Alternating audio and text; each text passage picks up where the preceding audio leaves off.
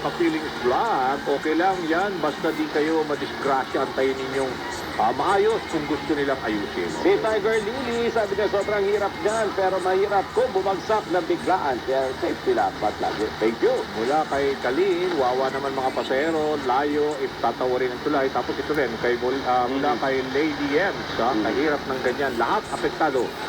Madam Dulce, sabi niya mukhang malaking akbang ang utos ni PBBM na resignation, kaya puwabangan po natin yan. Okay, Tom, tatalo na ako dito kay dahil nabasa na natin kila Chensa. No? Tapos itong si Montea, good morning sa Robert Sudani, happy Thursday morning from Taiwan. Okay. Si Maria Dulce Orate, na lagi nakasubaybay sa atin sa Tambualang Benamano, salamat po. Okay, at siyempre si Lina Ho, lagi nakatutok sa ating programa sa Kabayan, si Caloy Torres.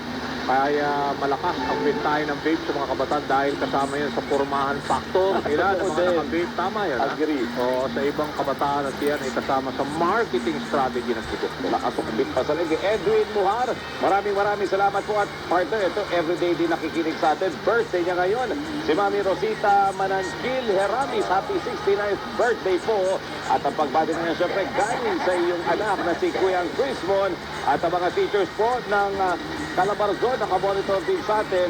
At nagpapabati si Sir Gab, Sir Marlon Tejesa, Sir Ian Xavier, Mark Joseph Fabian, at Mark Lester Marcado Pula de la Cruz. Lahat po journalism teacher.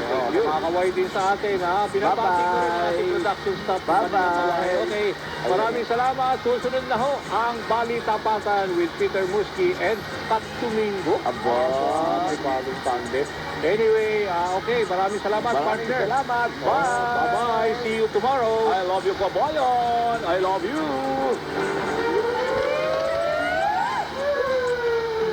Kabayan, I love you.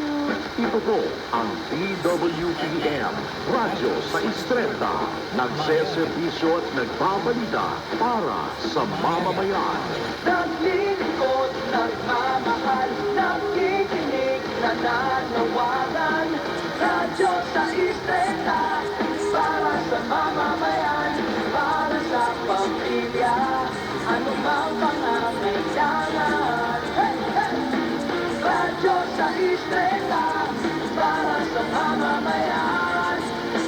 Radyo sa Istrenta, radyo sa Istrenta, ito ang bilan para sa mamamayan. Radyo sa Istrenta. Kami po ang inyong mga kaserbisyo at ito ang Teleradyo Serbisyo at Radyo sa Istrenta, ang puntahan ng bayan. Kasabi ng KBP, kapisanan ng mga broadcaster ng Pilipinas, ang oras 34 na minuto makalipas ang alas 9 ng umaga.